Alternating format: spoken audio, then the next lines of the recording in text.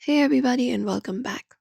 If your phone is randomly restarting and you want to stop that from happening, in today's video we are going to guide you through some fixes for that. So let's just dive right in and get started. We can start by updating everything. So you can install all the pending operating software or the app updates. For that you can go to your settings, and within your settings you can scroll down and find the option for software update and tap on it. And there just go over and look out for the update. If there is update available, and tap on it and install the latest version. If not, there's for Play Store. For applications, go to Play Store and basically look out for the app that you would like to update.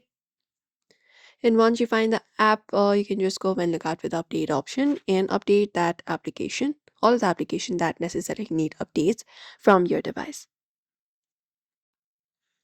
You can also try freeing up storage. So for that, you can go over and look out for the unnecessary files and application, hold it up and look out for the uninstall option, and then delete the unused application. Same goes for last files or clear app caches, as low storage can cause such kind of crashes. Also, you can force restart. You can press and hold the power button and volume button down for about 10 seconds to refresh the system, and I can go to the save mode section to find the problematic applications and clear the cache partition. And if nothing else works, you can perform a factory reset at the last resort. So for that, you can go to your settings, and within your settings, you can scroll down and look out for the option for your general management and tap on it.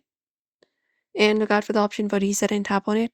And there, basically look out for the option for factory data reset and reset your phone to its factory default settings. That should probably stop your phone from auto restarting randomly. So that is it, everybody. Those are the solutions you can follow up. We hope this video was helpful. Give it a thumbs up and subscribe for more tips and tutorials.